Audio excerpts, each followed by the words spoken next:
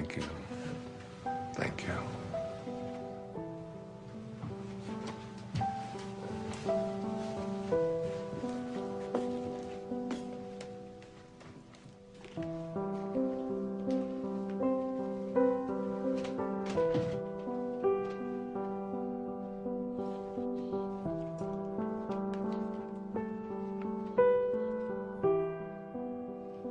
Thoroughly unprepared, we take the step into the afternoon of life. Worse still, we take this step with the false presupposition that our truths and our ideals will serve us as hitherto. But we cannot live the afternoon of life according to the program of life's morning. For what was great in the morning will be little at evening. And what in the morning was true, at evening will have become a lie.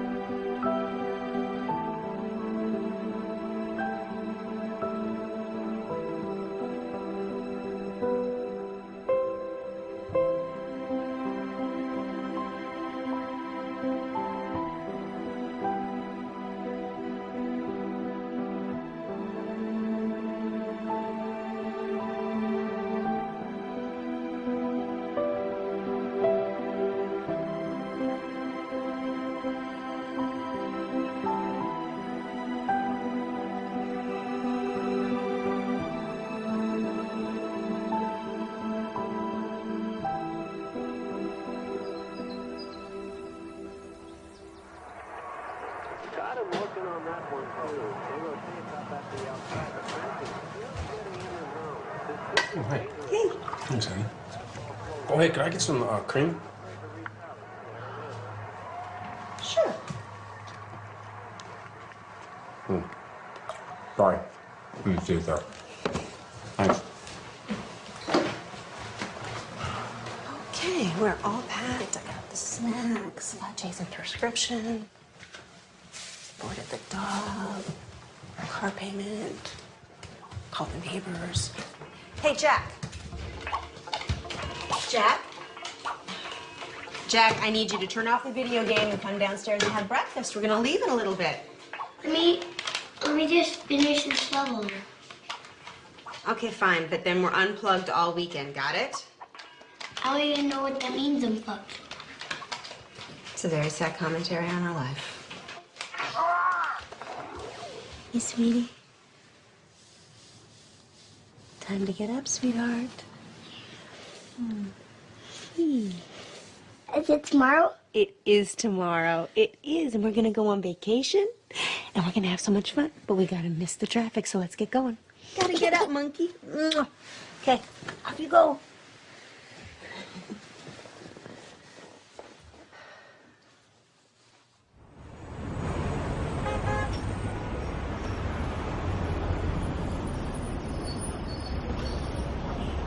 You're overreacting, Larry. I don't know what they can do. They can do a lot of damage to your image, Chad. Now listen, you have a brand to protect. More development can't afford lawsuits from environmental groups. This just isn't the right climate for that kind of stuff. What are you suggesting?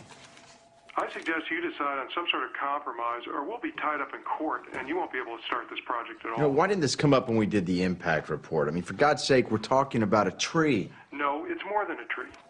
Chad, your pre-sales are already dropping, and now you're giving off the appearance of being insensitive. I am insensitive.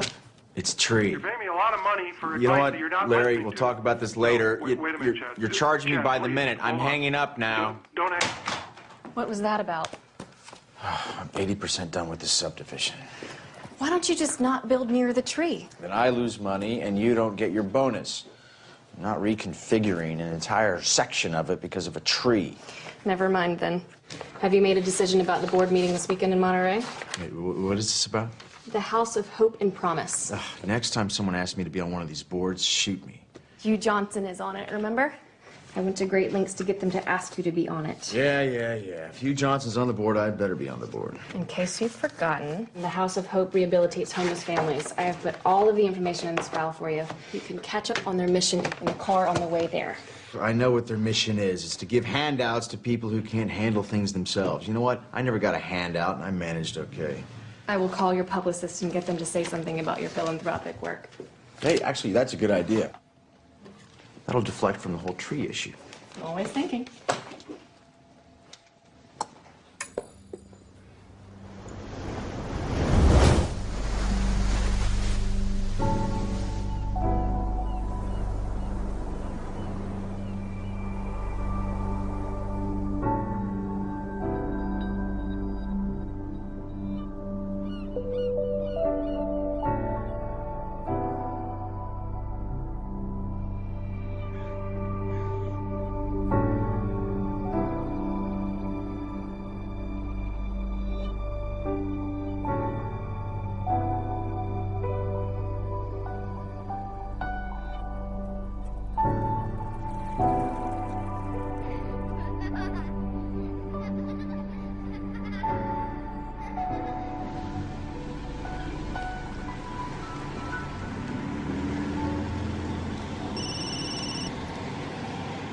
And I need to find where the director's cottage is, so.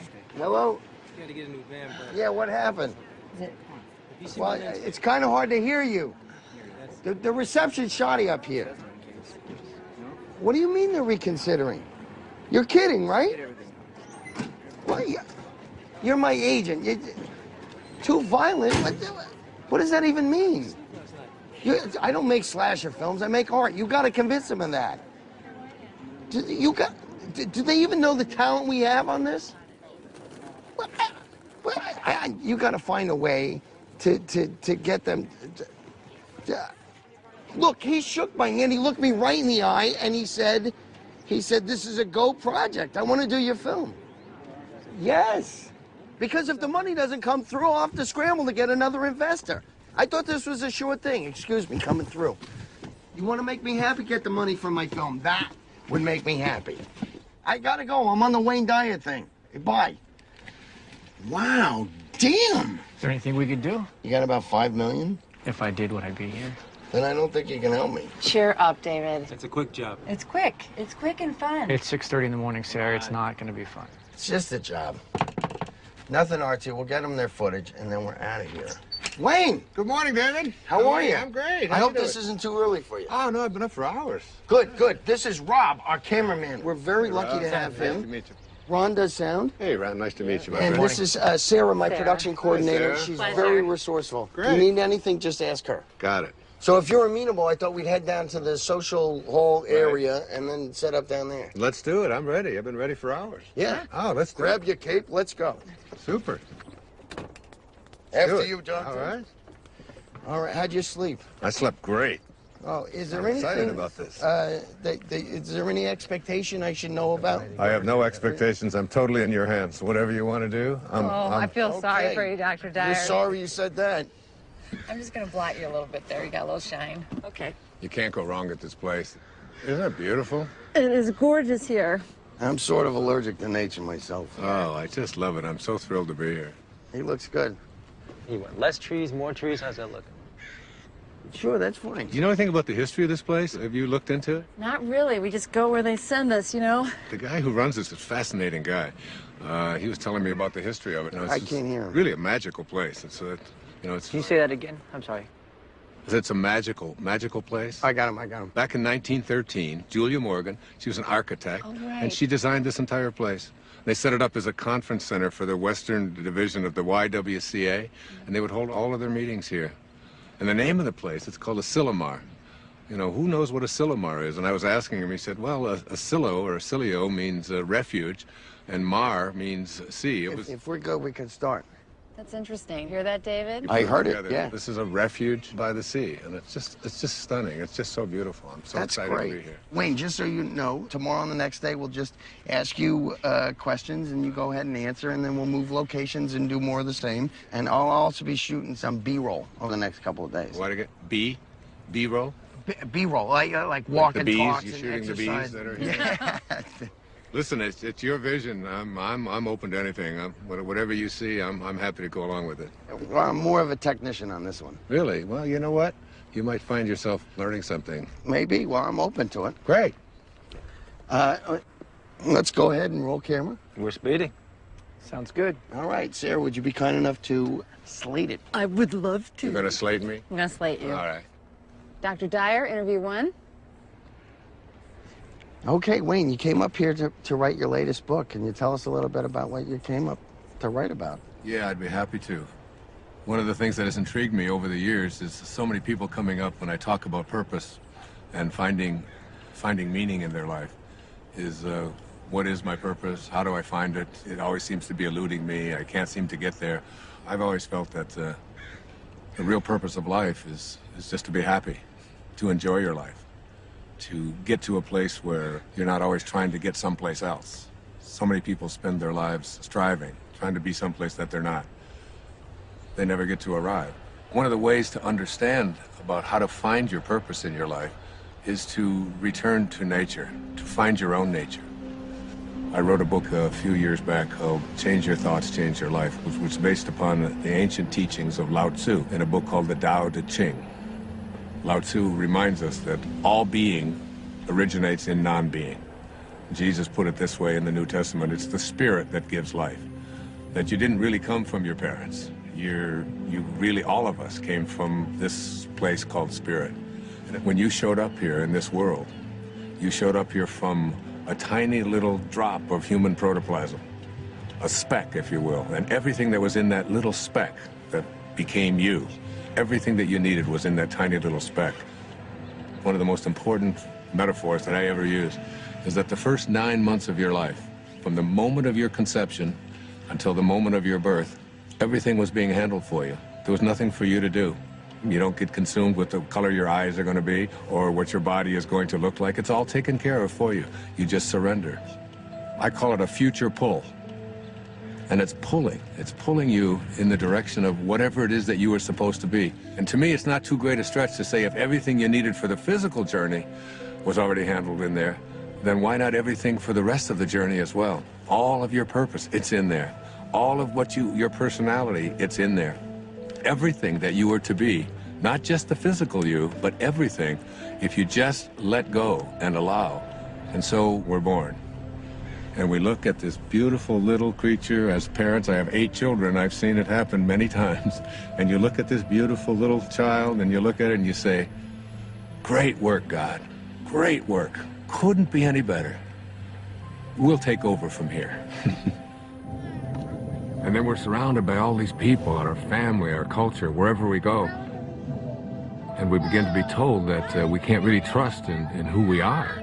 Stop it. No, give that to me. We have to trust in something outside of ourselves. So we're on a journey towards ambition.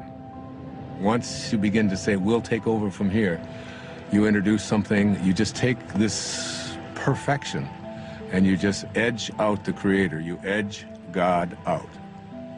E-G-O. Ego.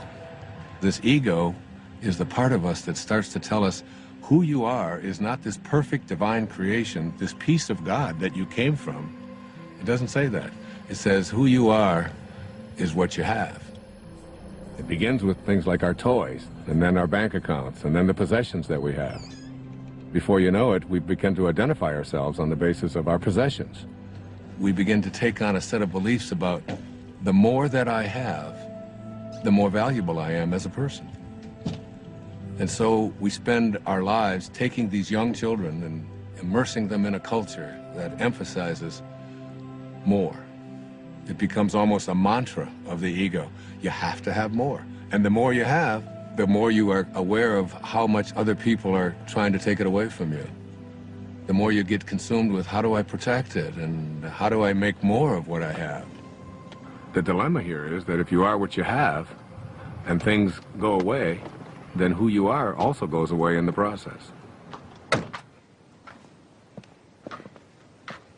Going somewhere? Yeah, I thought I'd come with you. Why? Why not? Because this is a work thing. I'll be in meetings all day tomorrow. I'll have nothing to do. Doesn't matter if you're busy. I'll go shopping or something. I'll be fine. Hi. Sorry, we won't be needing you after all. Thanks, you can go. What are you doing? Oh, come on, it'll be a beautiful drive. Which car should we take? You are not coming, and I do not want to drive. I want to be driven because I have work to do. Okay, well then I'll drive. Let's take the Porsche. Denise, the place I'm going, it's not the kind of place you're used to. It's rustic. I think I can handle it, Chad. I know how to rough it. You know, I don't understand the sudden desire to spend time together. I just want to get away. Would you prefer I got my own room? Okay, what's wrong with you? Maybe I'm interrupting something. Oh, come on. Are you meeting someone else? Of course not. Look, I don't even want to go to this thing. Well, then, all the more reason I should go with you. You're not going to fit all those bags in the Porsche. Why don't you help me try? The second aspect of the ego is this idea that I am not only what I have, but I am what I do as well. You gonna get that? No, please, go ahead. That's all right. While we're stuck here, do you want anything, Dr. Dyer? You want water or anything? No, I'm fine. Still rolling, guys. We're cutting. What? Oh, keep rolling. Please. So, second component of this ego is the idea that not only is who I am what I have, but it's what I do. And what I do becomes this thing called achievement.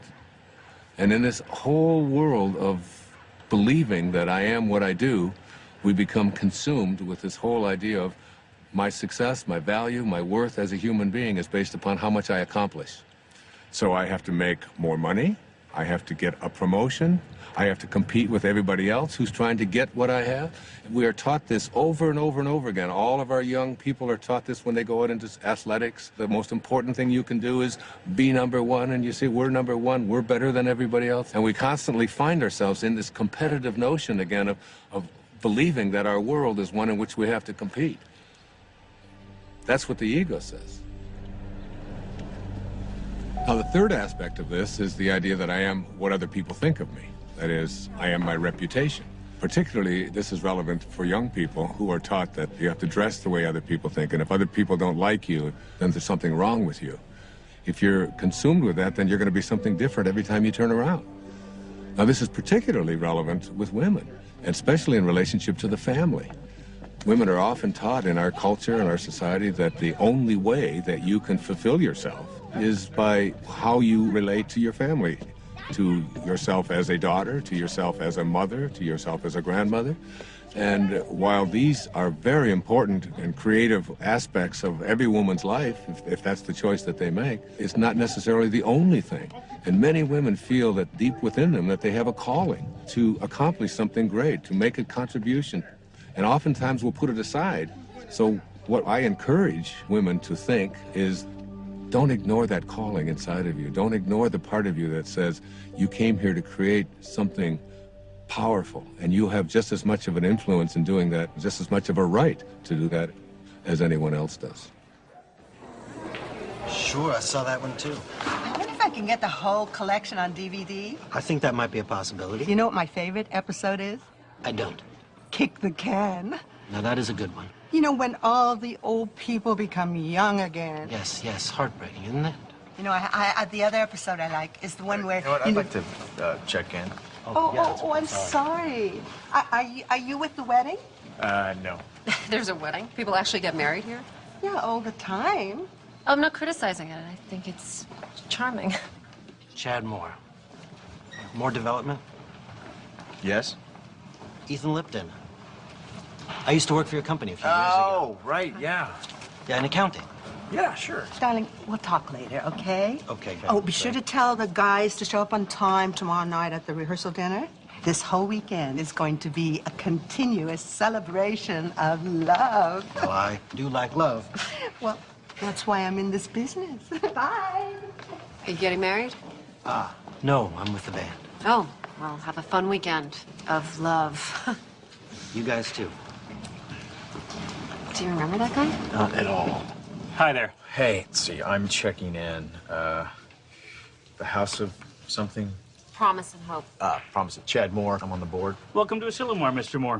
We have you in North or Longviews. If you go out the door and to your left... My wife has joined me unexpectedly, so could we get one of the larger rooms? You don't have to tell him that. Well, they weren't expecting you. You were unexpected. Just one of the nicer rooms would be wonderful. Thank you. I'm not used to camping.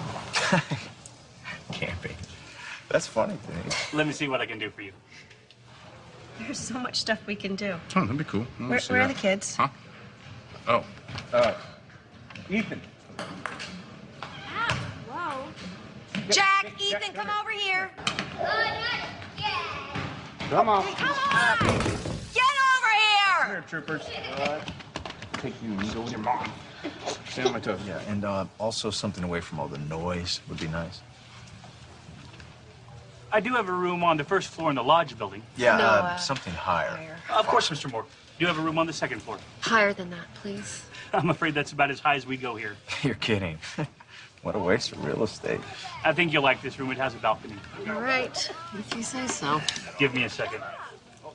Give that to your mother. Give that to your mother. You heard her. Hand it over. I said we were going to be unplugged this whole weekend. Do you guys just want to go home? No, we're not going to go home. It's no fun. Come here. Let's stand with me. Here, jump on my feet. Jump on my feet. I'll lift you up. There's no way we can have all these meetings with these kids running around and screaming. Have a great stay. Look, I don't need to be having this conversation right now. I don't have time for this. I can't deal with this right now. We move into then the later parts of the ego, which talks about something called separation. And the ego has a very strong belief system that who I am is separate from everybody else. And then another component of the ego teaches us that I'm also separate from everything that's missing in my life, from all the things that I'd like to have. And then finally, the ego teaches us the most egregious error of all. It teaches us that we are separate from God. And one of the simple constructs that you learn in the afternoon of your life when you shift into the meaning phase of your life is to realize that you came from a source. We can call it God, we can call it Tao, it doesn't matter what we call it. And that this source is everywhere. There's no place that it is not. It must be because it creates everything. Everything comes from this source. Then it must be in me. If there's no place that it's not, it must be in me. And if it must be in me, it must also be in whatever it is that I feel to be missing from my life. If you know that, then in some way, everything that's missing from your life that you would like to have, you're already connected to it in spirit. And all you have to do is figure out a way to align yourself with that and have a knowing that you're already connected to it. You just have to bring it on its way. And the way that you think and process. What, was that out loud? Yeah, you just said that out loud. Sorry. That's okay. It's all right, It is go intense. There's no question about it. It's very intense. Please continue. Okay. I was saying that as we move into the afternoon of our life, we take the same ego constructs that we learned in the morning of our life, which is all about competition, winning, being better than everybody else, and we try to apply these same constructs to the afternoon of our life. And what happens is we end up living a lie. For what was true in the morning, in the evening, has become a lie. The problem is we don't really know how to move into the meaning phase of our life. This is when we have to learn to go back to those first 9 months, from the moment of our conception until the moment of our birth. Lao Tzu speaks about this in the Tao Te Ching. Let yourself be lived by it. He says that the Tao does nothing. It's leaving nothing undone. This is where we have to get to a place where we can surrender and have a knowing that we're not alone, and that we're going to be guided, and that we have a nature, and that we can trust in this nature. It's not something that we have to always be struggling with. It's not something we have to be in charge of. Literally, think about it. Let yourself be lived by it rather than you taking over. But as we move into the meaning phase of our life, what's happening is we begin to think about fulfilling a dharma, fulfilling a destiny, fulfilling something inside of us, a calling that only we can feel inside of us. No one else can tell you what that is. But if you feel it and you know it, winning and being ahead of other people takes a back seat to feeling fulfilled and living your life on purpose.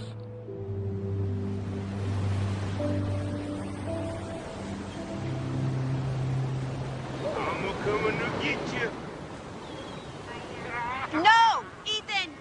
Don't throw sand!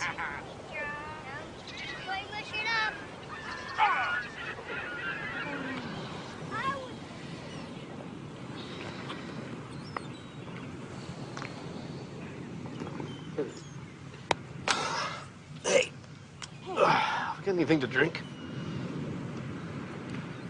Juice box. Sure.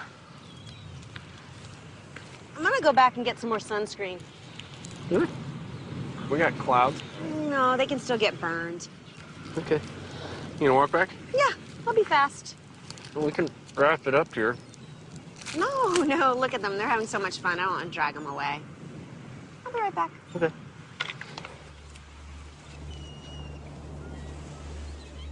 You got some great stuff. Well, I think it was a good start. I think it really was. I think you're going to see this thing come together in some unexpected ways. You're going to be surprised. You really are. Directors don't like surprises. Well, you're in for some.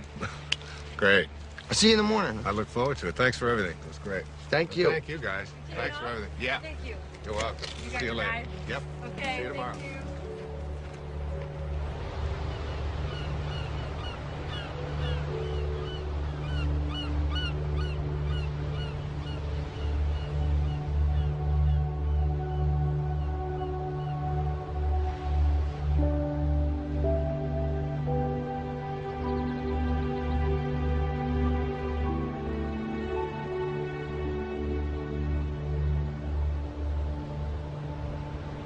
Amazing, isn't it?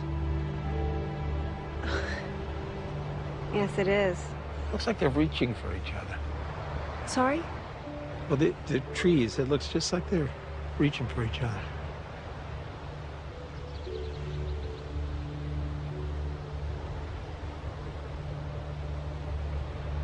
Yeah, you're right, it does. The whole place. It's like a different painting every day. You know, you're very fortunate to work here. I know. Hey, you want a lollipop? Excuse me? It's root beer. You like root beer? Actually, I do. It's root beer, but with a little bit of licorice. Thank you.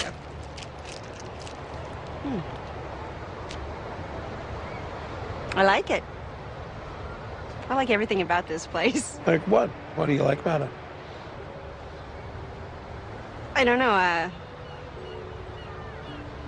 it's just, it's so beautiful. I can't describe it. In words, yeah. I guess so.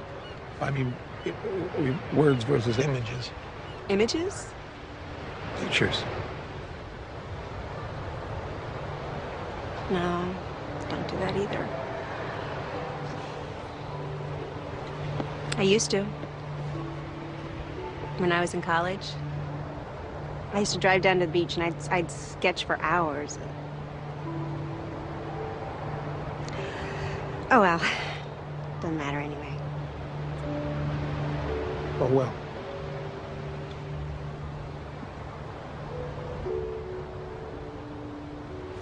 Hey, Mom, where you been?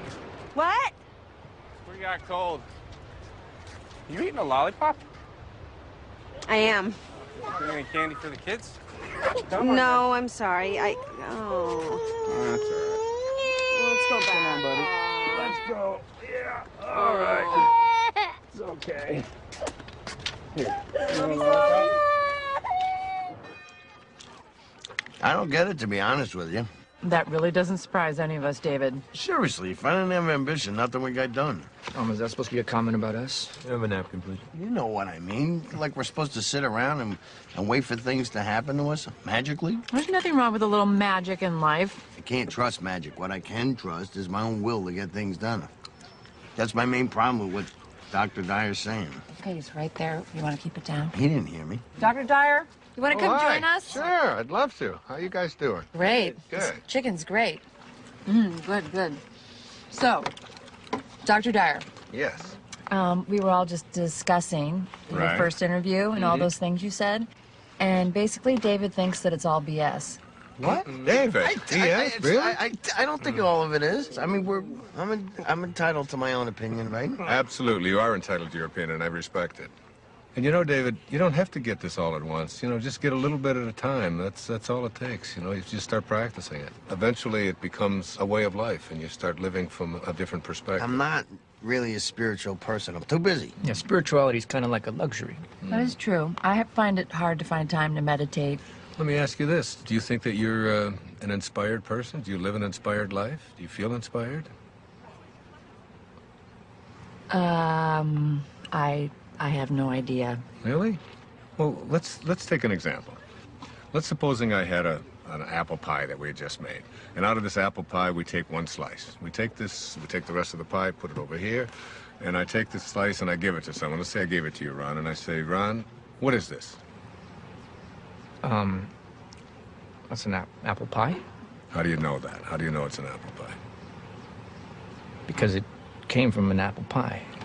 So, well, you laugh, but I mean, the truth is that's a very profound statement that you just made, that everything in the universe must be like what it came from. You take an acorn and you'll never get a rose bush out of it. You look at yourself and you ask yourself the question, where did I come from? Who am I and what am I like? You know, instead of making our choices out of the place that we really are, our authentic self, we're making them out of the ego. And every time we make choices out of the ego, all kinds of things begin to happen to us that take us away from finding meaning in our lives. How do you know if you're making a choice from your higher self? You gauge everything on the basis of how you feel. Are you stressed out? Are you anxious? Are you fearful? Are you angry? Do you feel good about yourself? Do you feel like you're on purpose? Do you feel like your life has any meaning?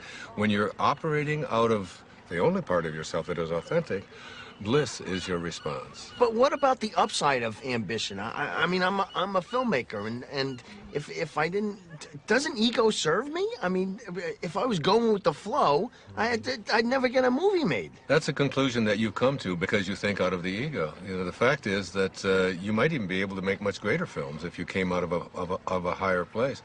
Imagine yourself as being able to live and work and do everything that you do from this place that, well, it's called Dharma. What's Dharma? Dharma is a spiritual principle that implies there is a purpose to our lives. Like an otter has a dharma, a bird has a dharma. Everything has a purpose. And when you find yourself living from that purpose, you have found your dharma. Your dharma is something that you will be living by. And rather than constantly using the ego, you will begin to say, this is what I'm here for. It's like, I call it a calling. It's like an inner calling. How do you know what your dharma is? Like, what if you can't even find your dharma? Yeah, I can't even find a date, let alone my dharma. Well, your dharma isn't anything you're ever going to find. Your dharma is something that you're always connected to. It is your divine purpose. It is something that you are aligned with throughout your entire life. The ego has kept us away from it. Excuse me, I have to take this. This is what I'm talking about. I'm sorry to interrupt. How does this help me find a date exactly? You don't need to find a date. If you live what I'm talking about, you'll understand that everything will be perfect and everyone that comes into your life will come in on time perfectly. You're a divine creation of God. You're a spiritual being. You don't need anyone else to confirm that. I love that. It's true. Dr. Dyer said it was. It is true.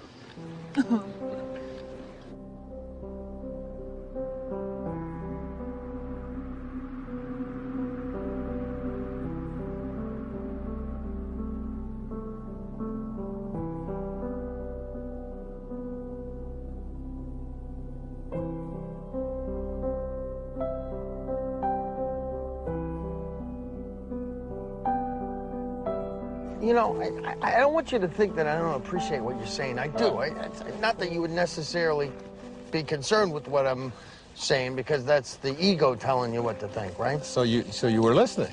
Yeah, I'm listening. I just think it's good to have a plan. Well, what's your plan? To be a successful filmmaker, to make a name for myself, to make money, to have a good relationship. So you're talking here about prosperity, you're talking about abundance, you're talking about happiness. I haven't any problem with that. I've been attracting abundance and prosperity into my life forever. I think it's actually quite easy to do. I really believe in that. For you? Well, you know, the problem what you're talking about here is the ego. The ego and your attachments. You know, you become attached to you know, how much money you're making and how well your film is doing and is everything working the way I've been told that it should work. When you become attached to things and they go away, you then lose who you are. But it feels so much like survival. We're not talking about survival here. We're talking about a shift away from the morning of your life and having to do everything for external reasons and moving into a higher place in your life.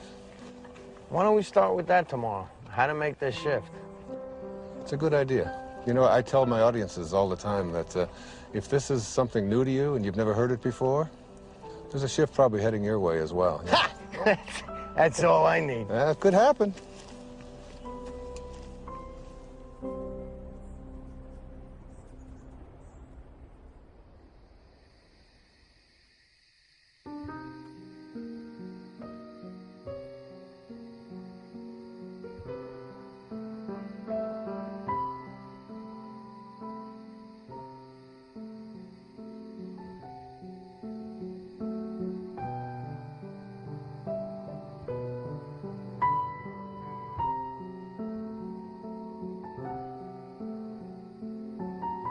When great thinkers talk about union with God, there's this theme that comes through. It's about being in silence. When everyone else is asleep and there are no distractions, when you feel yourself alone with Source. This is the time when you are closest to Source. Being alone with Source is not just about feeling good, it's about a new awareness of my own divinity and what it's capable of achieving. It's all about returning back to the place that you came from. T.S. Eliot has a great quote, "We shall not cease from exploration, and the end of all our exploring will be to arrive where we started and know the place for the first time." I got a cut. Wayne, hold there for a minute. Hold there, Wayne, for a second. What is it? It's a bad angle. I gotta be lower. How long? 5 minutes. Wayne, take 5. Just hang there. We're readjusting the shot. Absolutely, no problem. You want some water, Dr. Dyer? No, thanks. I have an ocean here. Finish that test real quick. Hi, you've reached the office of Alex Chase at ICM. Please leave a message for Alex or Jason at the tone. Thanks. Alex, it's David. Call me back when you get this. I'm getting a little antsy. I think we should have heard by now. What did the executive say? Do you know anything? And why haven't I had a meeting yet? See the difference? Yeah, call me back. I'd appreciate it. Ooh. Wayne Dyer interviews, day 2. Rolling. Okay, we'll start with the transition from ambition to meaning. Great, it's a good idea. I can give you an example from my own life. It might be helpful. When I first started writing, I was very blessed to be considered, quote, successful. My motivation very often became how much money was I going to make on this book? What was my next contract going to look like? How many weeks did it appear on the New York Times bestseller list? What position was it? Did you get on the Tonight Show? Did you get on the Donahue Show? Hold on, I'm confused. Yeah? Yeah, if you were a success, who cares what was motivating you? Well, I guess you begin to change your definition of what it is that constitutes success. I mean, success can be identified in those terms, and there are other ways to look at it as well. But there's people listening to you. I mean, where would you be if you didn't initiate it? I mean, it got you started, right? I'm sorry to interrupt. Are we switching to a Q&A format? I'm just curious. Sorry. No, that's okay. It's a very normal question. It's a very common concern that people have.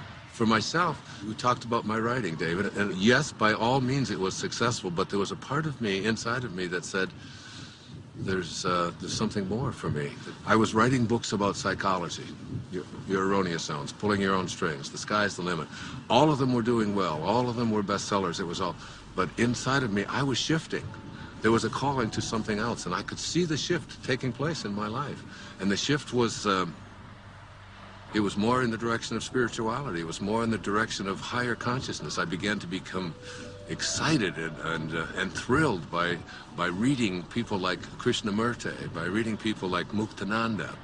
And I remember going to my agent and I said, I want to write a book about how to take some of these great spiritual ideas. He said, no. You're going to write a book about sex. He said, this is going to sell. This is like Dr. Ruth has got one, but you're way better than Dr. Ruth, you know, and he's going on and on. And he said, and then I've got a second book for you, and we're going to do a 2-book deal, and you're going to write a book about how to make money. You know, Wayne Dyer's approach to making money.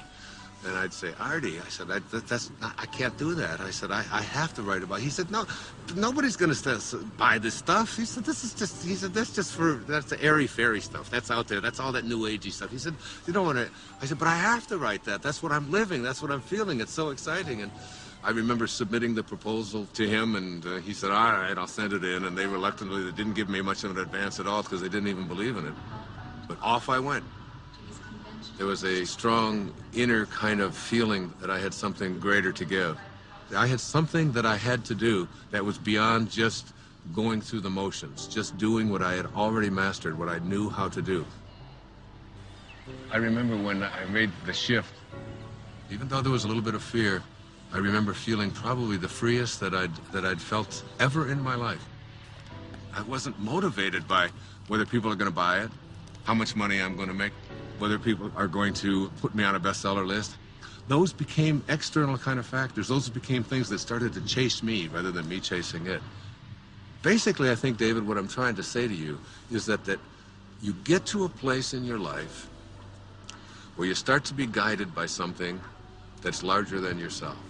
Just stay aligned with what you're here for and stay in harmony with Spirit, with God, with Source. Stay there. And as you stay there, the meaning phase of your life begins to take over. And once you cross over into the afternoon of your life, it's impossible to go back. Wait. Monday? You can't keep telling me Monday. If it was coming through, it would come through like 5 Mondays ago. Well, we can take a pause here for a second. You are not telling me this right now. What do you mean? They're replacing me? You don't know what to tell me? This movie meant everything to me. I bought them this movie! It's my movie! This movie meant everything to me! Damn it! Okay, this would be a great place to break. Is he okay, you think? I think he's gonna be fine. Let's just call it lunch. Everybody get something to eat, okay? And then, as soon as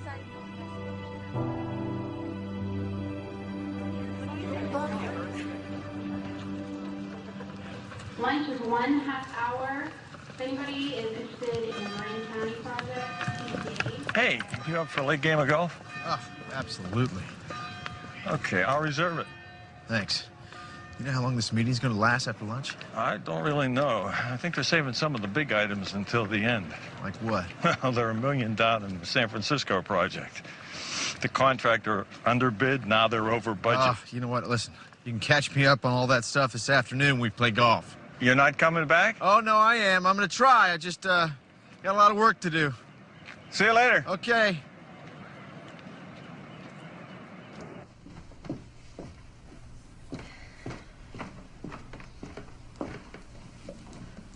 Good book? Not bad. I'm sort of a slow reader, but it's being patient with me. You said you worked for my husband? A long time ago. I don't think he remembers me. Oh, I think he remembers you.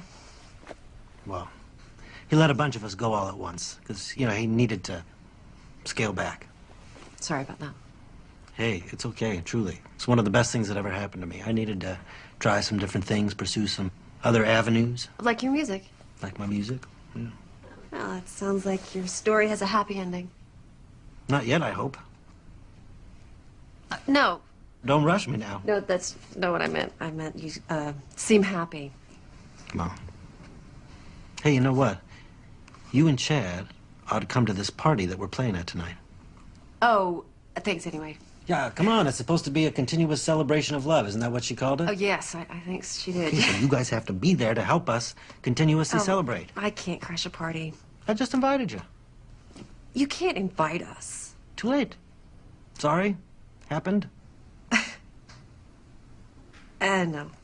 Thanks, though. I'll see you around. Okay. Wear something comfortable.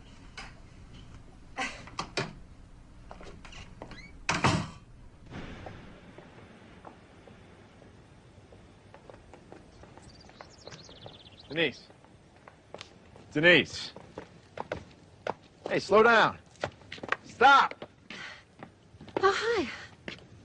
Why did you stop? I didn't see you there. Where are you going? I was going into town. I thought you were in meetings all day. I was. But, I'm bored. Yeah, well, if Hugh Johnson can do it, you can do it. I'm not cut out for this non-profit thing. So. Oh, Chad, you just gotta fake it. No, I'm coming with you. What? I said I'm coming into town with you. Honey, I love you, but I don't enjoy shopping with you. I need some me time. I thought we were supposed to spend time together. right? Look, Denise, I'm not kidding. I cannot take another meeting. I'm coming with you. Whatever.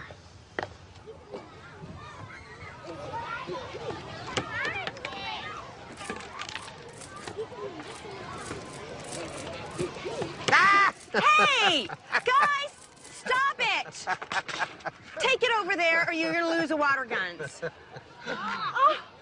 Oh, they got you all wet. Oh, it's no big deal. It's just water. Water is soft. Don't give it another thought. It's great. I am so sorry. Don't be sorry.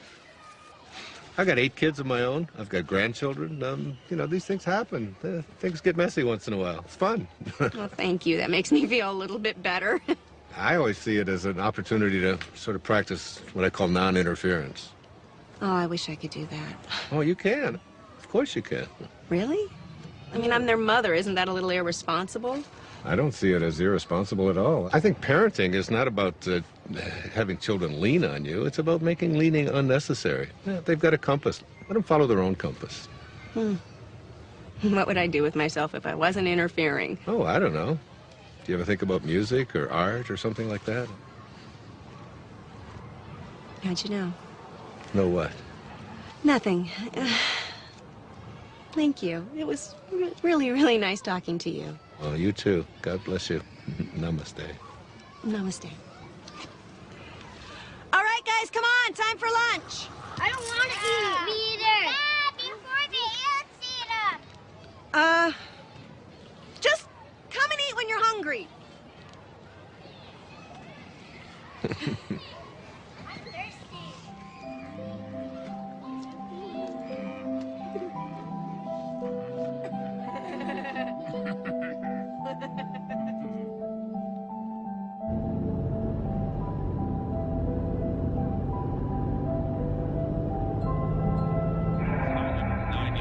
Touchdowns and only 5 interceptions. Now listen, Bob, the next Peyton Manning, you want to put 10 bucks. And definitely he had that signature moment during the game against the Bears.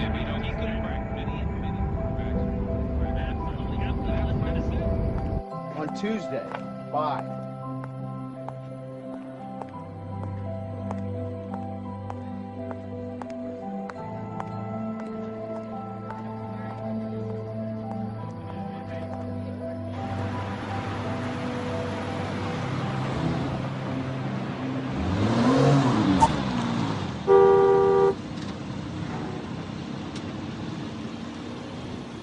I think I'll return that dress.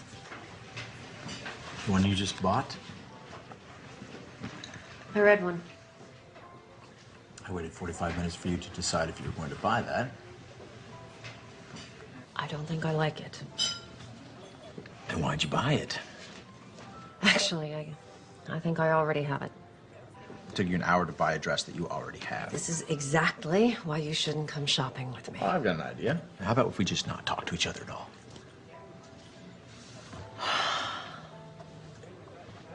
Jesus, Chad. I really should have come alone. I've got a lot on my mind. You've got a lot on your mind.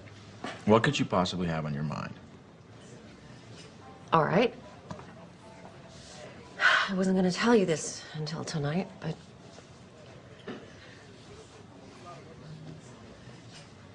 What?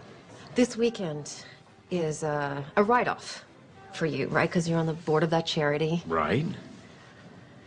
You're about to have another write-off. What's that supposed to mean? Ugh, God, I'm trying to put this in a way you can relate to. Yeah, well, I'm not relating. I'm pregnant. What? You're joking. No, I'm not joking. I don't want kids. I know. I didn't either. But this just happened, and I thought, I don't know, maybe it's time for change. You know, that we should experience this thing that everyone says is so wonderful. You know, maybe it's time to stop being so selfish and start thinking about something other than... I want to be selfish. I like being selfish. I like our lives. We come and go when we want. We're happy. Oh, you think we're happy, Chad? I don't know if we're happy. I mean, God, you're always at work. We never see each other anymore. I'm always at work because I need to buy you the things that you want, Denise. Cars, clothes, houses, everything you want. But still, it's not enough to make you happy. Please, keep it down. I want this baby. I think it could be the most wonderful thing we could do with our lives. Come on, I get what this is about. This is about you feeling like you haven't done anything in your life. So you think you need a baby to feel validated. Well, you know what? I don't. I worked my way up from nothing, and I will not sacrifice our lifestyle so that you can indulge in yet another distraction. Wow. A baby is not a pair of shoes, Denise. I know that, Chad. You are so cruel and you're so mean. God, you used to be fun. What happened? You planned this, didn't you? It was an accident. Sir, I'm gonna have to ask you to leave. Please. It can happen. How could you do this? How could you do this? Thank you so much. Thank you for making this the tender, precious moment that every Tender, woman precious dreams about. moment? We don't have tender, precious moments. we You know what we don't. did have? We had a prenup, an agreement. You signed it. No kids. I know, and I changed my mind, okay? People can change. Well, you know what? Chad. I didn't change my mind. Well, what are you going to do about it? Divorce me because I'm pregnant? I might. As a matter of fact, I'm definitely divorcing you. Will you please shut up? I'm definitely... Fine. I don't care. Go ahead. I'm better off raising this baby without you. Good luck. You signed that prenup. You won't get much. I'll make sure of I it. hate you!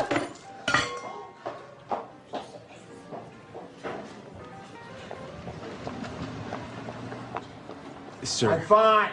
I still need I'm you. fine. Sir, I am still gonna have to ask you to leave. Oh, I'm leaving. Don't worry about paying. No, I am definitely paying for this meal. Please, sir, it's not necessary. Oh, she's got my wallet. Hey! You took my wallet, you kleptomaniac! You left her in the room, you moron! I'm calling my lawyer. I'm calling my lawyer right now. Oh, really? How are you gonna do that without your precious phone? Hey, come back here! Come back!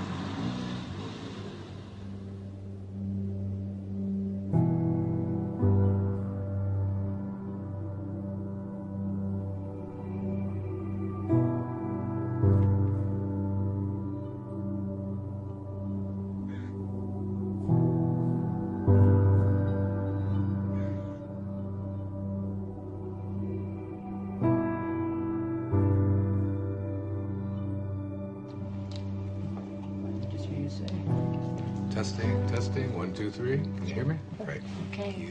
Dave. You guys have been being in the cold, Dave. huh? It is. You want to stay with the same frame size, right? Yeah, sure. Okay, guys. Ready. Okay. Crossing. Okay, Wayne, can you just shift your chair just a tiny... Sure. Thank Oh, perfect. Okay? Perfect. Okay, so we good? We are good. All right. David. We're rolling. David? David, why don't we take it from where Wayne was talking about the shift? We can just continue from there. Sounds good to me.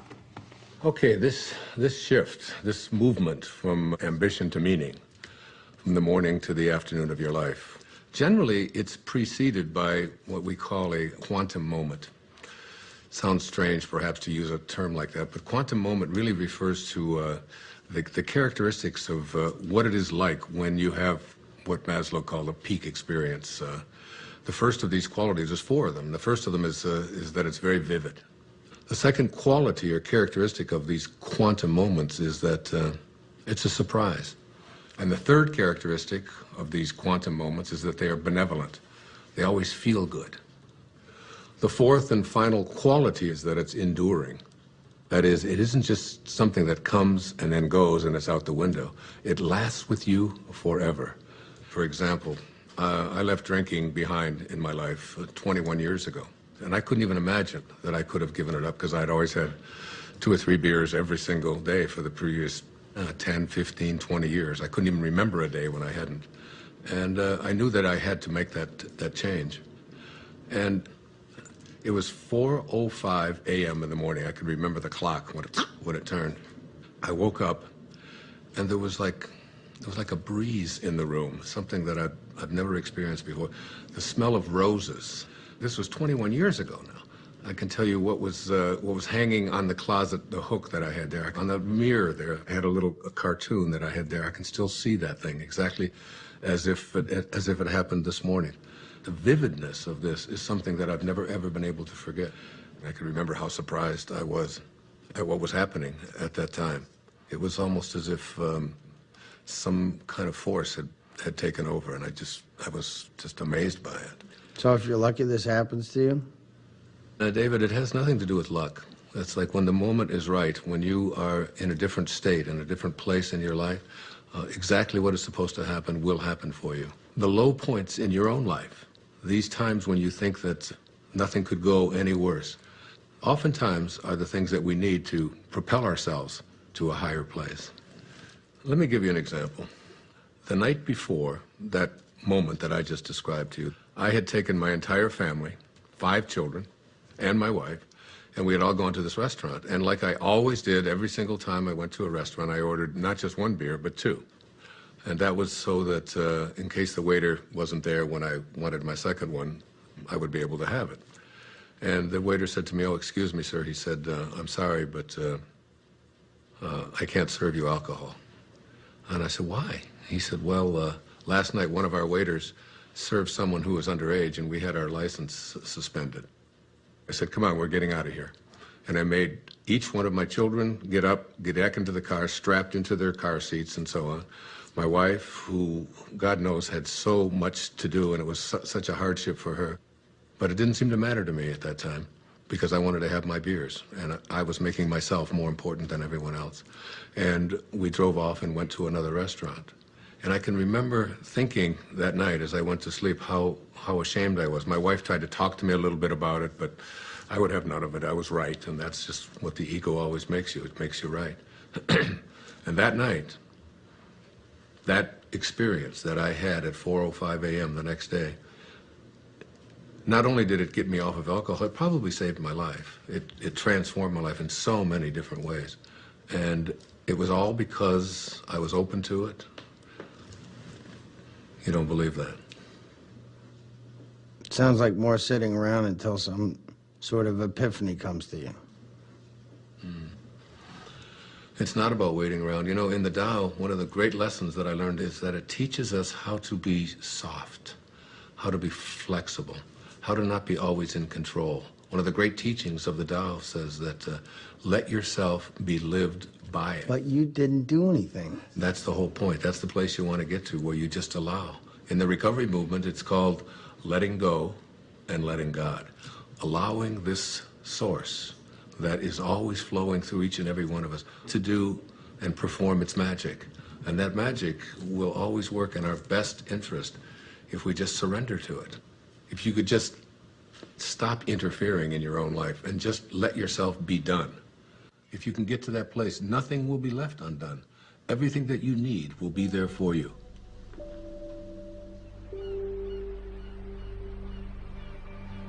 It's mysterious for most of us because we believe that we're the ones who have to do everything. Isn't it interesting that you had everything you needed in the first 9 months? Why isn't that true for the next 90 years? Because we interfere. When I was 19 years old, I was in the United States Navy and as an enlisted man. And I was given my assignment to join the aircraft carrier, the USS Ranger. And it was on deployment in Yokosuka, Japan.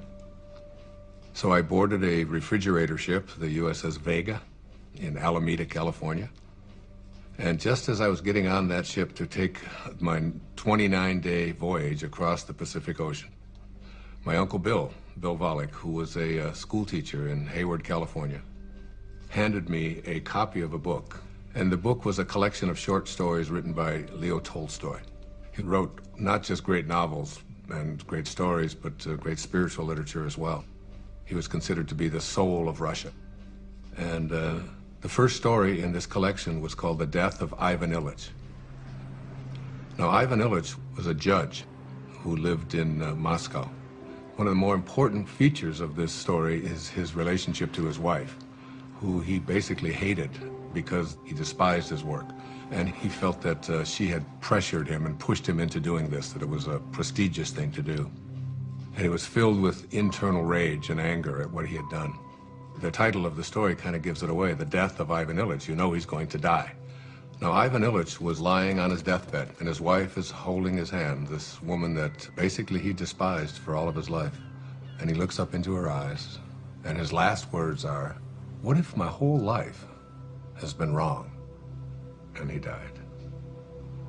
I was very shaken and very moved by that. And I took out a pad of paper and I wrote a note to myself.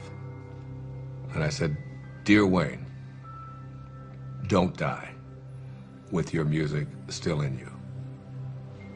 And I've lived that for my entire life.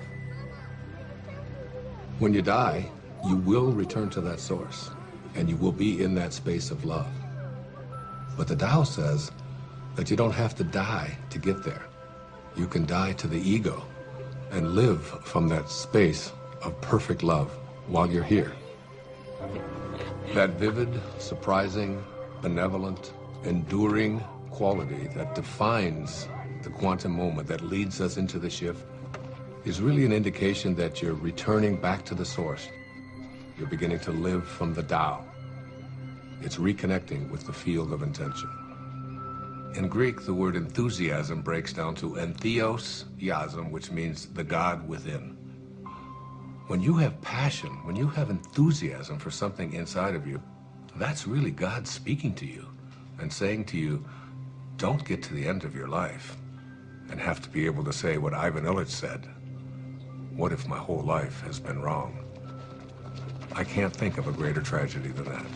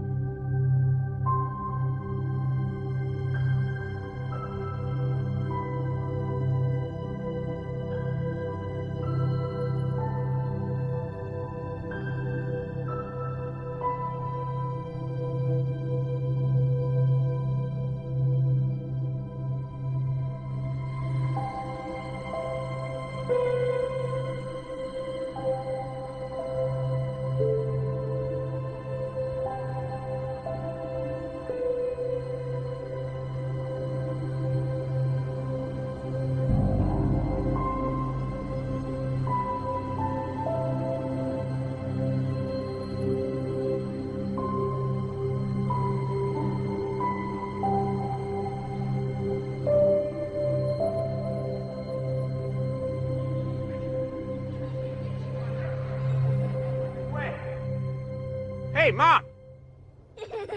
What is it? Earth to Mom, where'd you go? I'm sorry, it's just...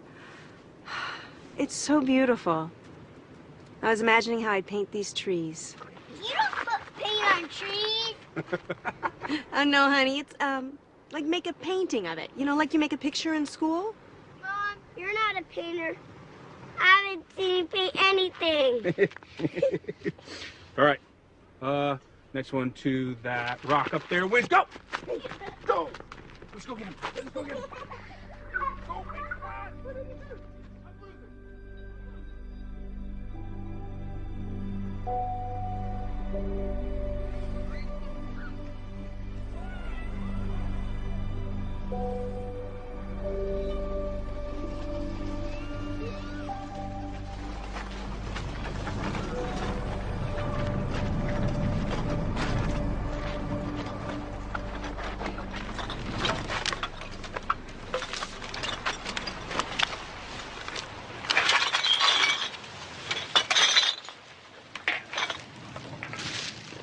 Hey, here's some money.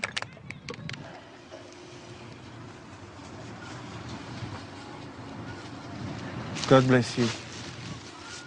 What? I said, God bless you. Why would you say that? I didn't even give you any money. You got any money? Not at the moment. But you? Need to call a cab. Hey, here you go. It should help you. Thanks. Wouldn't happen to have a cell phone in there, would you? I don't need one. You make money with that stuff? I make good money. Where do you live? Over there. Over there.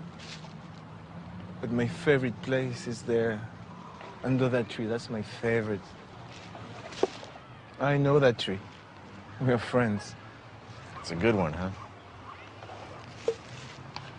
You know what you gotta do? You get some of these bottles, and you can make some money. There's a machine down there. You put the bottles in, and you make some money. Thanks. Maybe I can save up for a cell phone.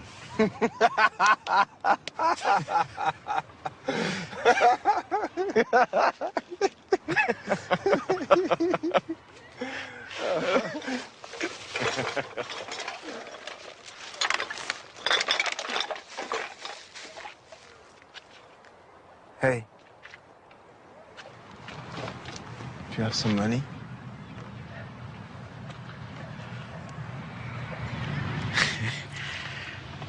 I do. I have 6 pennies. God bless you.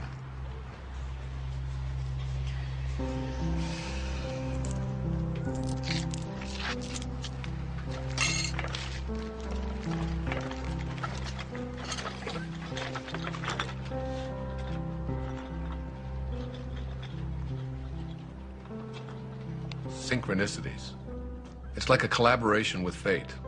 All of that becomes the norm, and the ego is no longer the driving force in your life. You begin to recognize that there's a powerful organizing intelligence that's in all things, and it's working with you and for you, almost as if you're making it happen by just being connected to your source. The destiny that appeared to be imposed upon you by something outside of yourself is no longer the relevant driving force in your life. You're connected to the source, and it's almost as if this divine organizing intelligence, God, the Tao, whatever you want to call it, it's almost as if it's saying to you, you play the music that you came here to play, and I'll be there to help you overcome any struggle or any obstacle that comes along. And it's not going to be a struggle because Source is supporting you. Yes, hi. Could I get a cab, please, to Monterey Motors? Yes. Thank you. Thank you very much. Bye.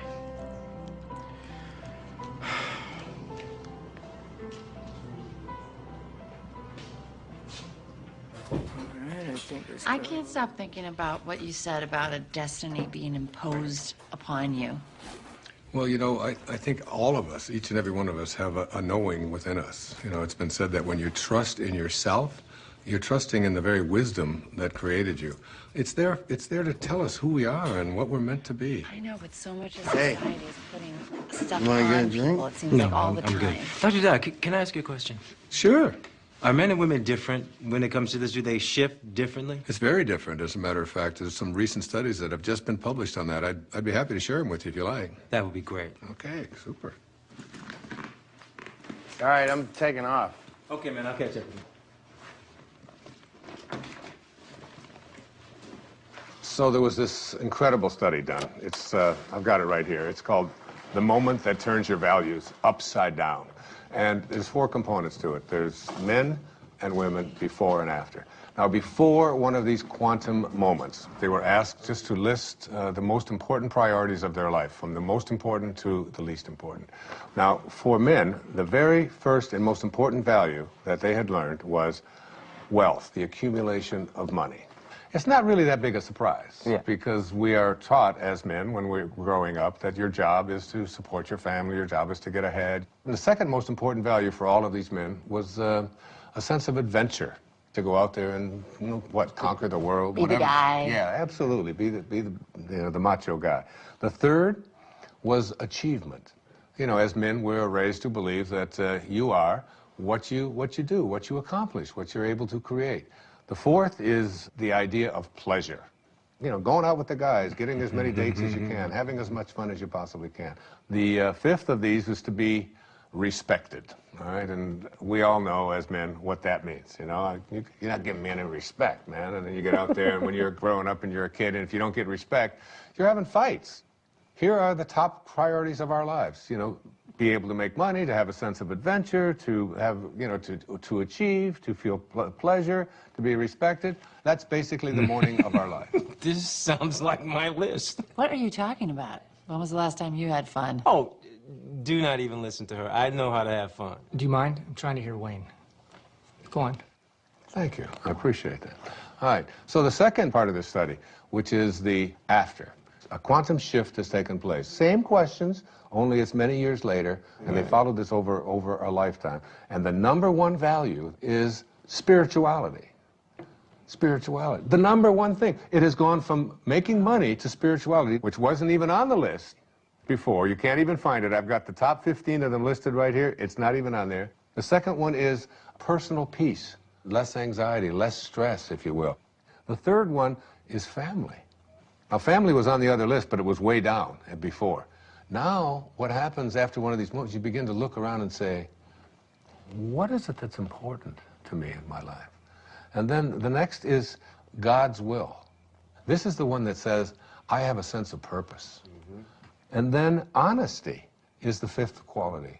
Not just honest that I don't steal, but how honest am I as a man, you know, with my feelings, with yeah, that's exactly right, you know. Those are the top qualities for men. So there's the before and there's the after. You can see what a significant change this is, what a shift has taken place here. Hey, everybody. Hello.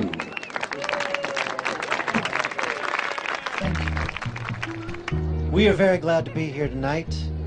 Steve and Lisa are dear old friends of mine, and so when they asked me about the prospect of our band playing at their wedding, I felt like I had no choice but to say, are you sure?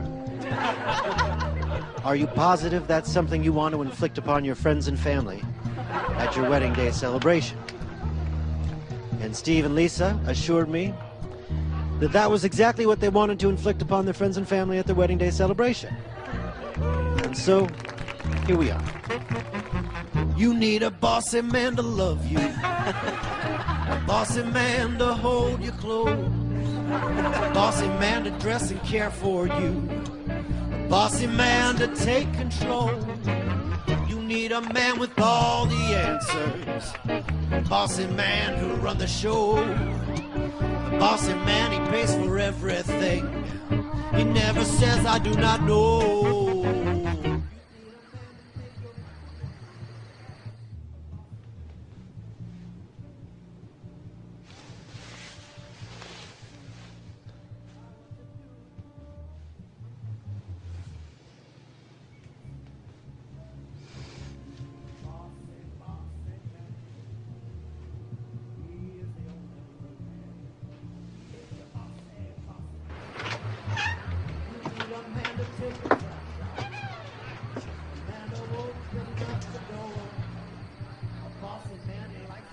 Okay.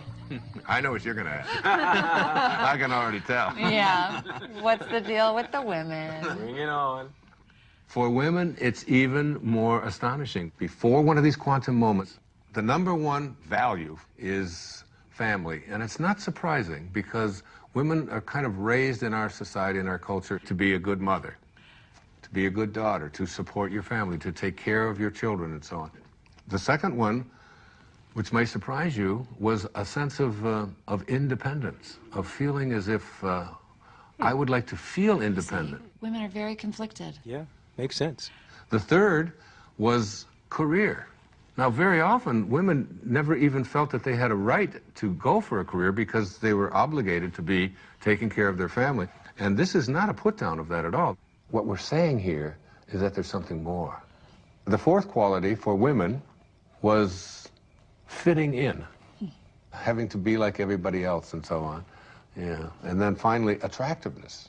And this became not just like it's nice to look nice, but my whole values are, and how do I look? And where do we get this? You know what? That is so scary when you break it down like that, because where is it that we learn as women we're supposed to be pleasing everybody else all the time?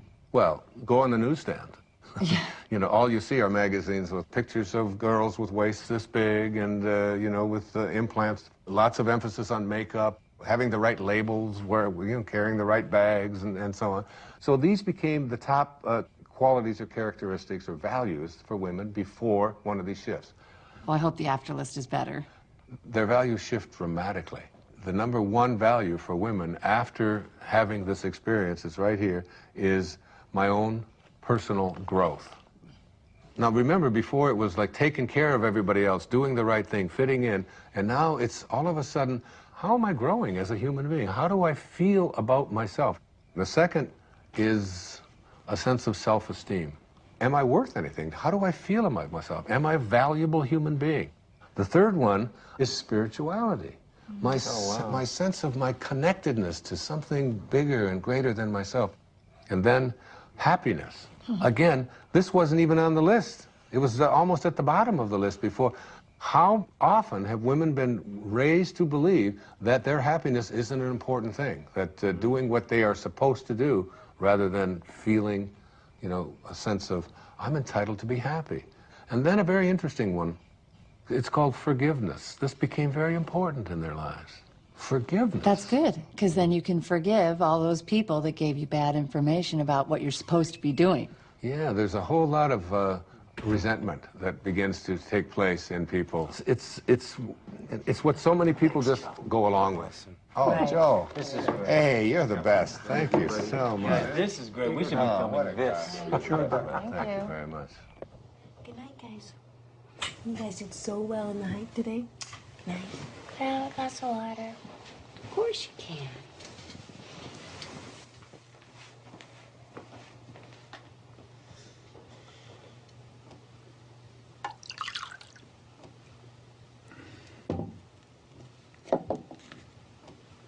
Jason, what's this? This paper and pencil wasn't here before. I don't know. No idea.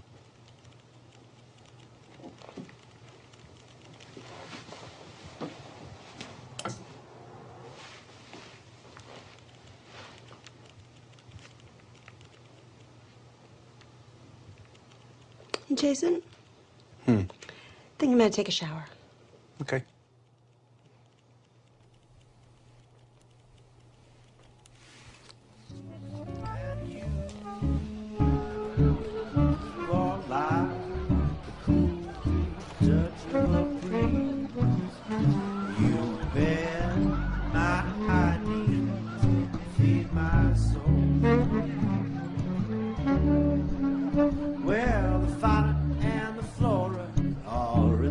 Restorer. Someone's getting rascally and spry. Father says to Flora, I really do adore ya. Flora says, I know, tell me why. You walk like one hot spot in the sun after a long winter storm.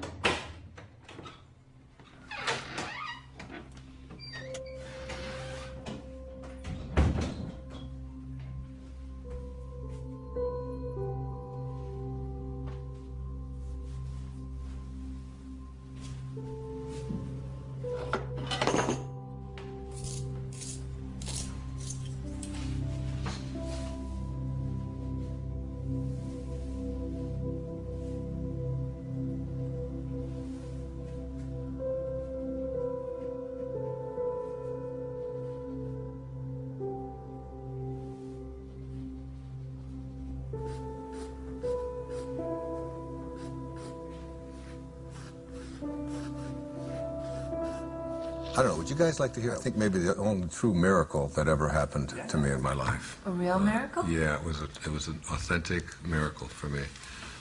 It was a healing that took place that I still can't explain. So it was in the year 2000, and I had taken a group of 25 people on a spiritual tour to Assisi. I've made several visits there. In fact, I wrote an entire book called There's a Spiritual Solution to Every Problem, based upon the prayer of St. Francis. And I lectured for a couple of hours about it, and we all had visited the places where St. Francis had lived and performed so many of his miracles. The next day, we were going to take a tour to a place called San Damiano, where St. Clare, who was the first female to ever become a part of the Franciscans, lived. And on the third floor of there was the bedroom, exactly as it was in the 13th century. There was a young man on that trip. He was 21 years old. His name was John. He was from Pennsylvania. He had cerebral palsy, and he had two very heavy braces on each one of his legs. We were going to go up to the third floor. Now, this was a winding staircase to get up to the third level where St. Clare's bedroom was. Now, John, in order to be able to go up the steps, he would have to move his leg out like this, you can imagine, and then he would go up the step, and then he'd bring the other one down, and then he'd go up the next step, and he would bring it back because his legs were stiff. But as we started to get into the very narrow part of the staircase, he couldn't, his legs wouldn't go out. He could only go this far, so he couldn't go up. And you can imagine he couldn't go down. It was impossible for him to go down. So there he was stuck. I was ahead of him. And he stopped me and he said, "Wayne, I'm in trouble. I can't go up another step because I can't get my leg out to the side. There's no room and I can't go back down. What are we going to do?" And there was a whole row of people behind waiting to go up this very narrow staircase. So you have the picture? Old people don't whisper, 'cause old people can't hear. We'll just talk louder and louder, year after year. Stop looking at me funny, get over here, and I'll whisper. You have grape juice on your wine? Oh, no. No. Yes. Old wills grow stronger. Old backs grow stiff. Old feet grow wider and longer. Old dreamers drift. I'm drifting over your way.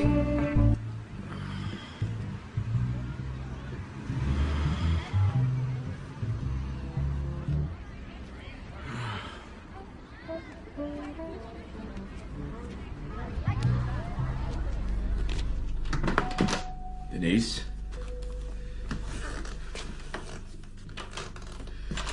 Denise?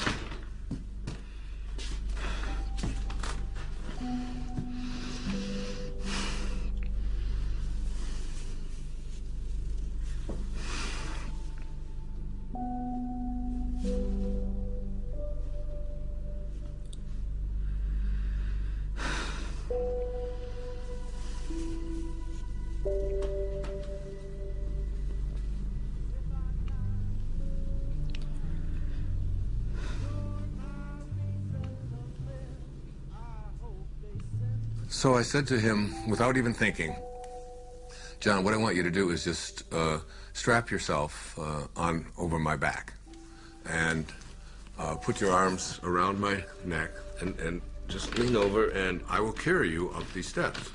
Now, what I haven't told you is that before we went on this trip, I had done some major damage to this right knee of mine, to a point where I had it examined by several orthopedic physicians, and I was told that there would come a time soon when I would have to have this knee replaced because it was down to, bone on bone. So as he got on my back, and now we're talking about 240 pounds or so, he went, I went about 3 steps, and I realized that my knee was about to collapse, and I was going to go straight down. And I had a quick vision of what the newspapers and the Assisi Daily News were going to say the next morning. Spiritual teacher collapses, bottom of the stairs, 40 people dead. You know, it was like... And so as my knee started to go down, at that moment, I saw a vision of St. Francis. I had a vision of what he looked like, and he didn't say a word. It was very, very quick, and he just went like this with his hands. In other words, stand up. And suddenly, and I had the fragrance of roses was in there, the same fragrance that I had, remember in the story I told you? In that quantum moment when I had that, the same kind of thing.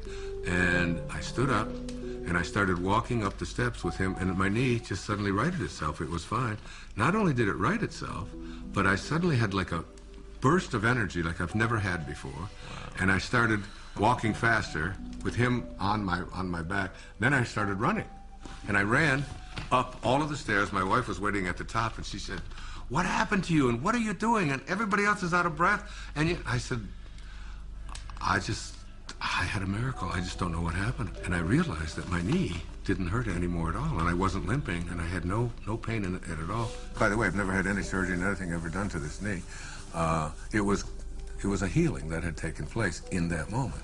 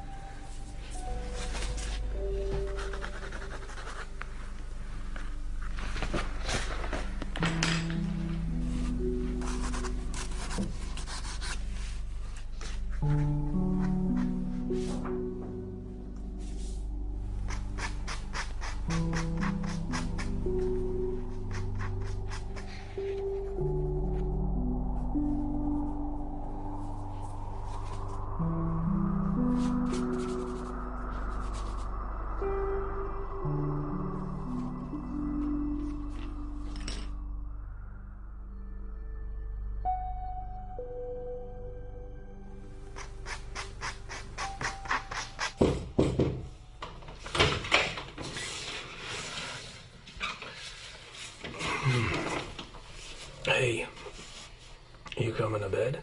Yeah, I'll be there in a minute. What you been doing? Oh. I thought you were gonna take a shower. I did. And your clothes? I was going to, and then I got distracted. Huh. What you been doing? Nothing. Are you all right? What do you mean? Well, you just seemed a little checked out today. Just wondering if anything was wrong, or... No, I'm fine. Don't worry. I'm a little worried. No. Can I look? Jason, no. Quinn, I just want to look at him. Jason. I love what you do. I just wanted to look. Can you please go? Quinn, I just want to Just go. Please? No. You know, really, you're not very good anyways. Really, don't bother. Don't.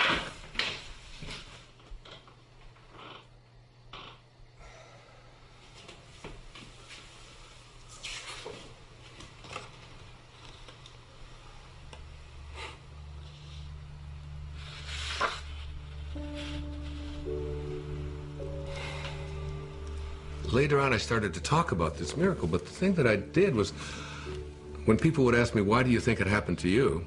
I would always say, well, why not? I mean, I'm Wayne Dyer, after all. And I've written an entire book about him, and he's... I deserve a miracle. Yeah, and it was like, and I really believed that it was like a special sort of thing that came to me. That's what happens, you know, when you get your ego involved in it. And what happened in that moment is that I totally forgot my ego. It wasn't that I'm so grand and so spiritual or that I'm so special. My instantaneous reaction to what John needed was to just reach out to him, and that's when the miracle occurred. In one moment, without thinking, I reached out to a fellow human being in need and forgot about myself. And it was almost as if the door opened, the teachers found me and said, here it is. The best way to have those doors open is to forget about yourself and to reach out and serve. It's always about serving. It's, you know, one of the mistakes so many people make is they just think, well, I'm just going to attract what I want into my life. And one of the things that I really profoundly believe in, you do not attract what you want. You attract what you are. What you are. I would have been too shy. I'm so such an earnest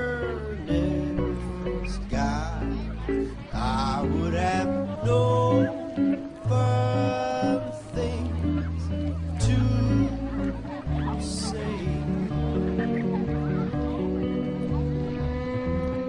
We ran in such different circles, my baby, diagram different lines. Now we gaze at the moon out the window. Denise, come here. Sorry, I'm so sorry. I should never have done this. Hey, give me. It's okay.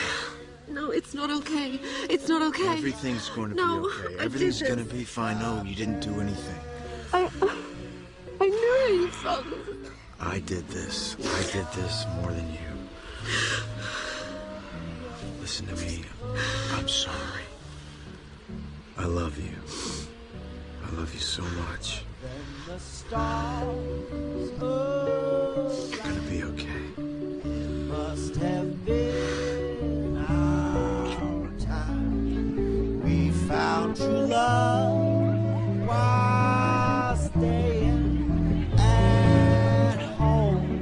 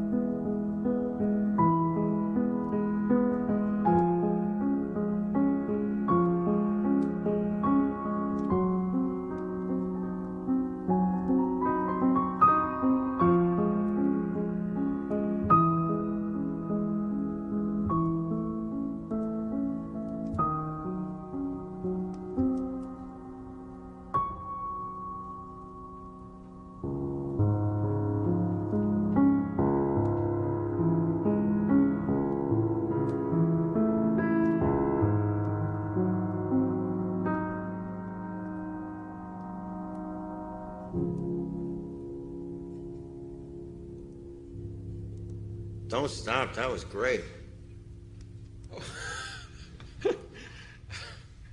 Thank you. What brings you out so late? Or I should say so early. Just couldn't sleep. You having trouble with the filming? No, that's fine. Filming's easy. It's my business. I can't handle it. Hey, you know chopsticks? I used to.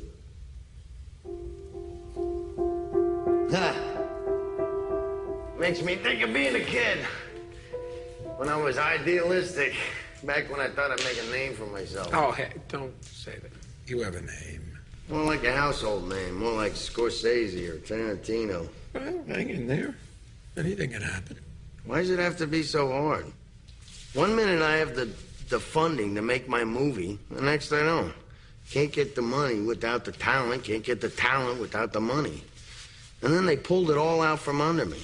I don't own it anymore. Seriously thinking career change. That's a good sign. What is? You're giving up. That's good. How do you figure? You can't force these things. Right. And again with the magic thing. What's the matter? What's that? You know, I don't know why I'm telling this to the janitor or whatever you are. I do a lot of things around here. Believe me. play a damn good piano, though. You should think about doing that full time. Well, for a while I thought I would. And what happened? Well, I started playing when I was very young. I was a natural. And then I got older and I became more aware of people watching me play. And then I started to play more for them than for myself. And then I got very scared that I would disappoint them. So I did. Did what? I disappointed everybody. I would be very clever. I'd go to a recital and I would just play a couple wrong notes on purpose as a test to see if they would still love me the same way. And basically they didn't. It was a long time before I touched a piano, which is it's crazy when I think of how much I enjoy playing. Yeah, I was just thinking that. This would sit for years. I wouldn't touch it. I wouldn't even notice it. But you're a piano player. I don't get it. You don't get that? How could you ignore what's right in front of you? Busy doing other things. You should understand that. That way. Yeah. Hold that thought. You hear that? I don't hear anything. Listen. Listen.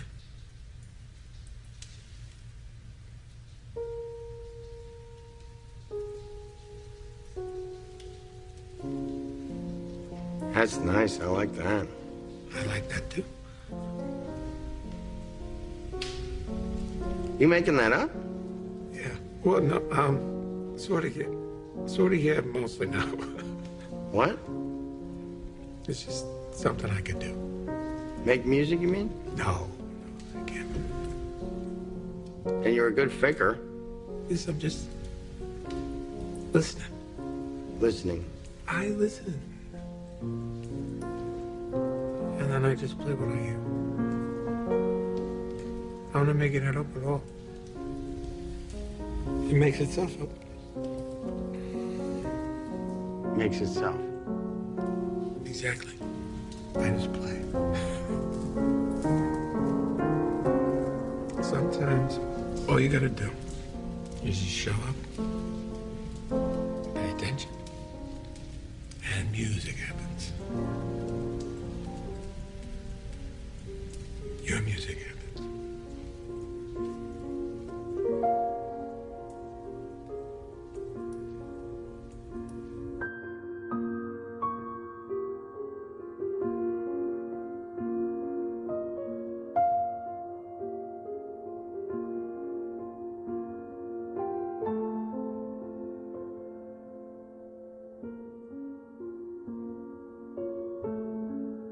Whatever you're looking for in your life is there for you.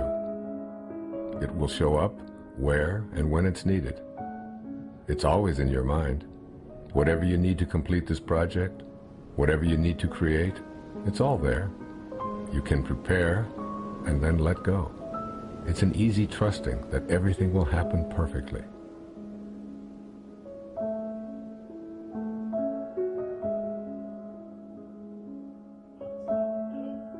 Bend forward to your lower spine. Bend your knees. Place your hands on the floor. Move your hips up and down. Right, left, right, left, right, left, right, left. Get your You know what? I can't shoot it from here. No? No, there's tint. Oh, but we really need something for B-roll. We don't have anything. I'm not the director. I don't know what David wants. Where is he anyway? He's probably sleeping off a hangover. Well, I gotta go in. I can't shoot it from out here. Oh, great. Go in. Go do that. You're not coming with me.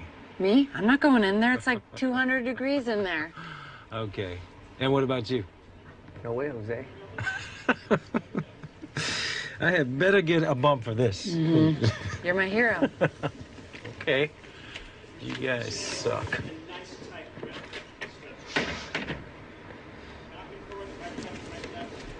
Hey, good morning. Good morning. I got up early. I was scouting locations. What? I found the most amazing spot overlooking the ocean. For what? For this? Yeah, for this. Really? It's a little bit of a hike, though. That's okay. We will indulge your creativity. You sound inspired, David. I am inspired. I'm making music, doing the down. What are you talking about? What is Rob doing in there alone?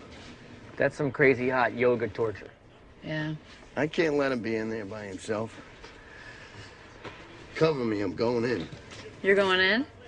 Pick up your right foot in front of you. He's going in. I can't believe it. We live in a world in which all things are possible. There are no accidents. There's this divine organizing intelligence that supports all things.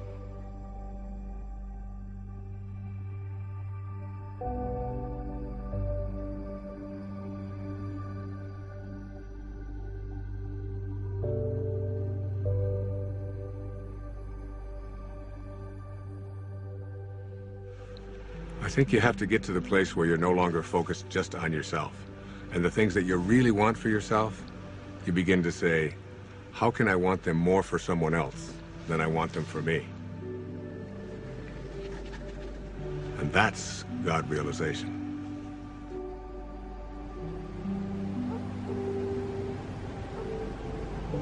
One of the things that happens when you move away from ego is that you move from a sense of entitlement to a sense of humility.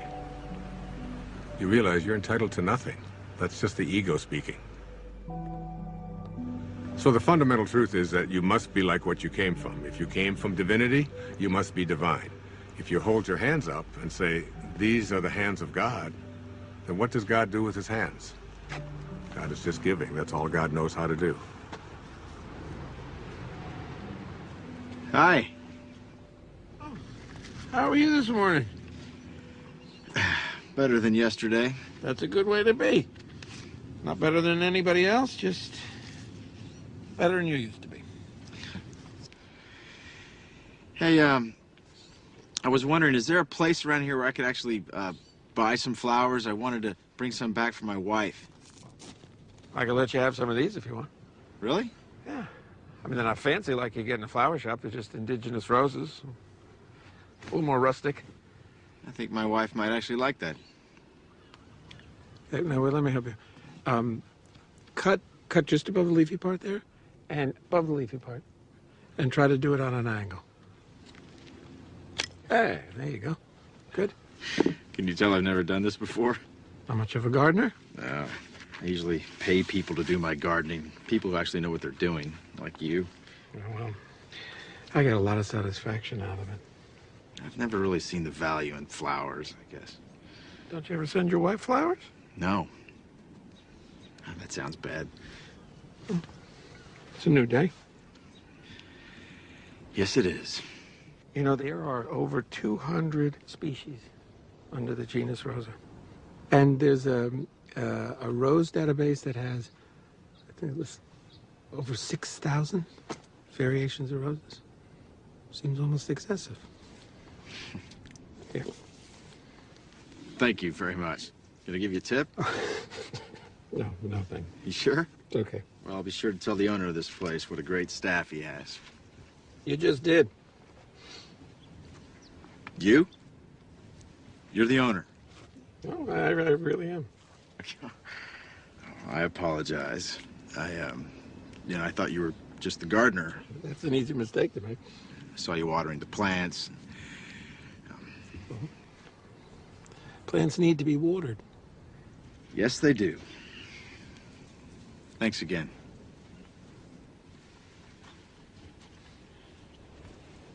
Can I ask you a favor? Yeah, sure. I'm here for a board meeting. Yeah, I know. You were at the House of Promise, right? Yes, and I've got to give this to the executive director, but I don't know what room she's in. Oh, I can find it. Well, actually, could you give it to her for me? Yeah, sure. Is it important?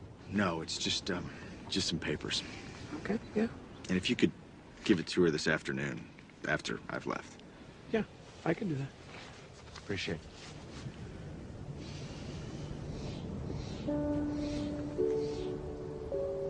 So you shift your thoughts from what can I get to how can I offer, how may I serve?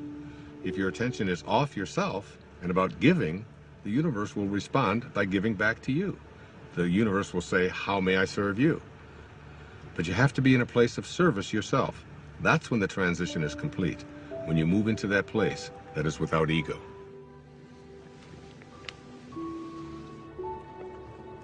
Hey there. Hi. Missed you yesterday. Had a great game. Yeah, got stuck in town. Yeah, I understand. Things come up. Yes, they do. How'd the meeting go?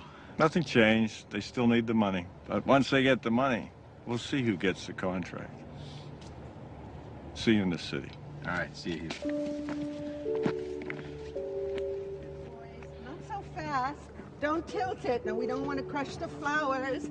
That's very good. Oh, I'm telling you, you don't want to know how much these flowers cost. You know, it's the same florist the mayor uses. Now, oh, be careful, please. Thank you.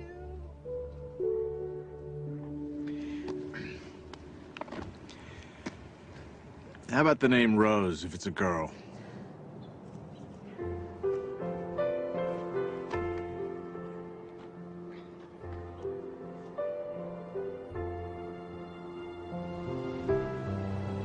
As we move into the meaning phase of life, it's not as if you no longer are ambitious. It's that you have ambition with meaning. You're ambitious about other things. So now your ambition is transformed into purpose, and you have to learn to become the observer and to step back. You begin to live in process, trusting where your source is taking you. You begin to detach from the outcome. And that detachment allows you to no longer be fighting. It allows things to just come to you. And you're no longer being the person who's making things happen. You're allowing them to show up. The fight is gone. So I get asked over and over again, is there a purpose to the ego?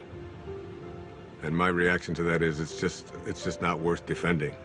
The ego is the thing that is the false self. And when you're defending it, you're defending an illusion. You're defending something that really isn't who you are. Your authentic self is way beyond the ego. Every one of us knows that we came here with music to play. And yet we have a tendency to believe that we are separate entities and that we have to fit in, and that's our role in life. And none of that is true. The shift can happen in many ways.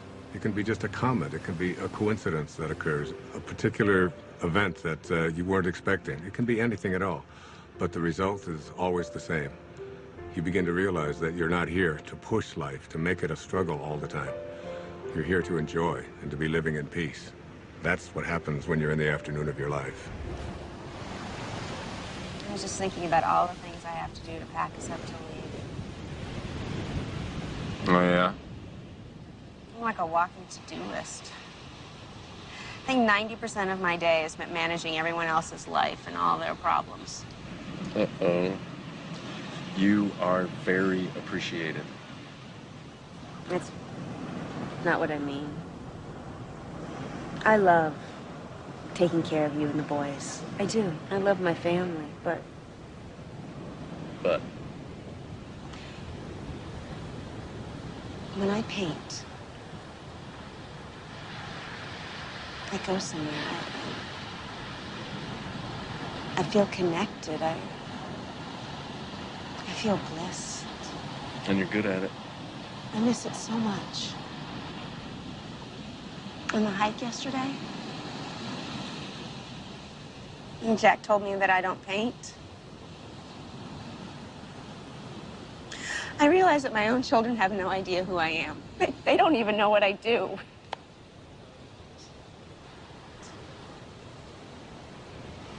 So do it. Really? Yes, absolutely. Thank you. I want to stay here. What? Just for a week. Right now, just this next week. What, you think I'm gonna leave you here all alone? Jason, every cell in my body wants to stay here just a little bit longer. Just... I'm hearing you, but I have no idea what you're saying. I need to reorient myself. I need to find my way back, and I need solitude to do it. When you're a mother of 2 small children, you don't get solitude. Jason, you have to know I love you. And I love the kids, and I am still us, but I am more than this.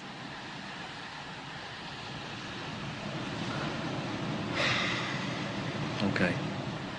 There's just one problem. See, I don't know how to do what you do. You'll be great.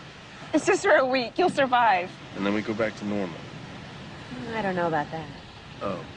Oh, you're good at this. Oh, that's not fair. You know what you're gonna get good at? What? Laundry. I see lots of laundry in your future. That's great. That's great.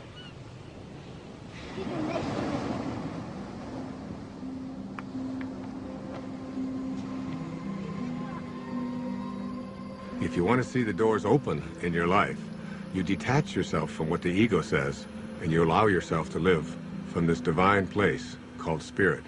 And what Lao Tzu called the virtues, he said there are 4 of them. The first of these is reverence for all of life, which is respect.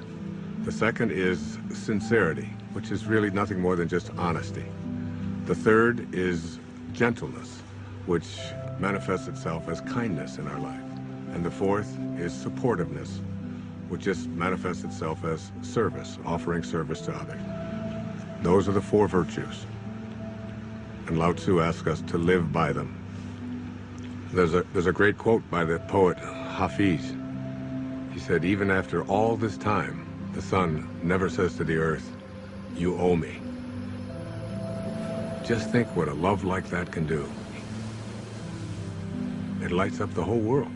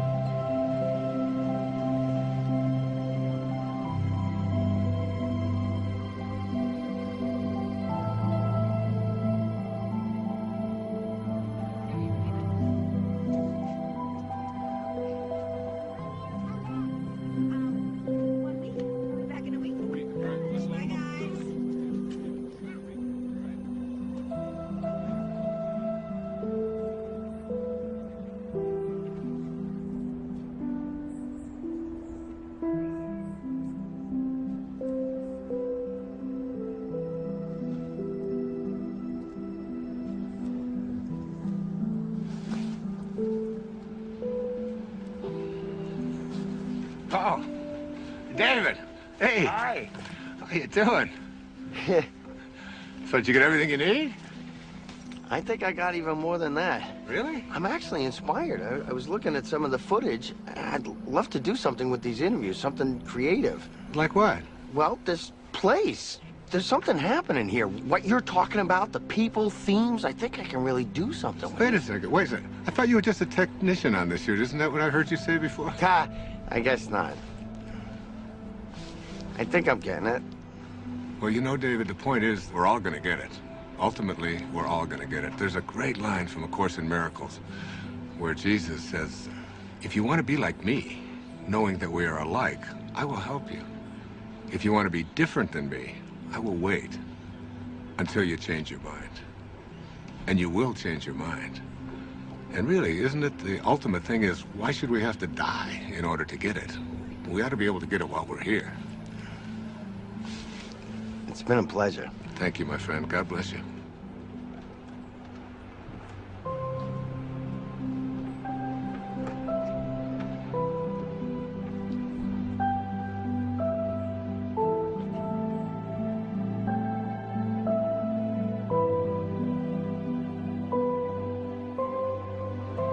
Nobody needs to ask the question, what is my purpose?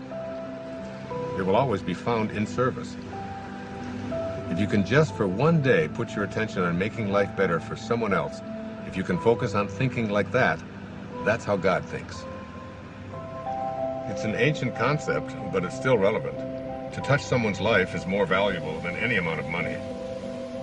My friend Byron Katie says, to believe that you need what you don't have is the definition of insanity. That you can't be fulfilled until you get all these things, that's an illusion. Really, you don't need anything more. It doesn't matter what it is you do.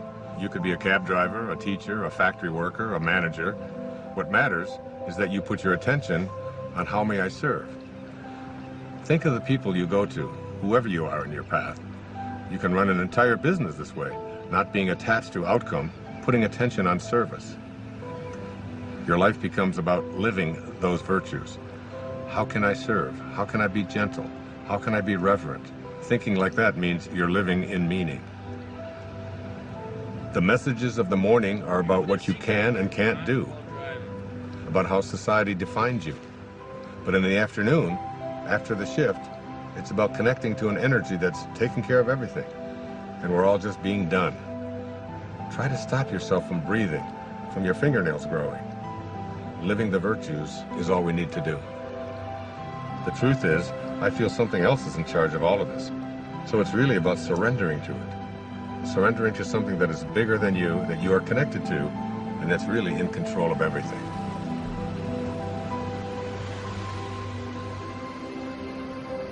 There's a place deep within us that wants to feel fulfilled. That wants to know that my life has made a difference. That I've left this place, this planet that I've lived on, better than when I arrived. That someone's life has been profoundly touched because of my existence. We all want that. It's not about age or about finding yourself. Wherever you are, at whatever age, you're only a thought away from changing your life.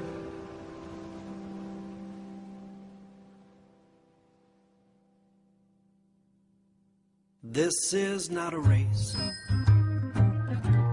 You don't have to run. You might even slow it down. Take a look around instead of chasing everyone. Nothing to prove, no point to make. If when it's said and done, you know in your heart that your song is sung. Don't go with your song still inside you. Let it guide you every day. We all know that it's good to be humble, but don't mumble your life away. You could lose it all. You would still feel like you'd won. You might fall out of the sky, learn to fly just by reaching for the sun. No need to fret, but by regret. If when it's said and done, you know in your heart that your song is sung. Don't go with your song still inside you. Let it guide you every day. We all know that it's good to be humble, but don't grumble your life away. A little teamwork now. La la la la la. La la la la la. Low la low la low. Low la low la low. La la la la la la la. La la la la la la la. Low la low low low low. Low la low low low low. Rubber da scrub. Hobba de hop do. Hooba da hooba da hooba de ha. Hooba de hooba de hooba de ho. Don't go with your song still inside you. Let it guide you every day. We all know that it's good to be humble, but don't fumble. Don't grumble. Don't mumble your life away.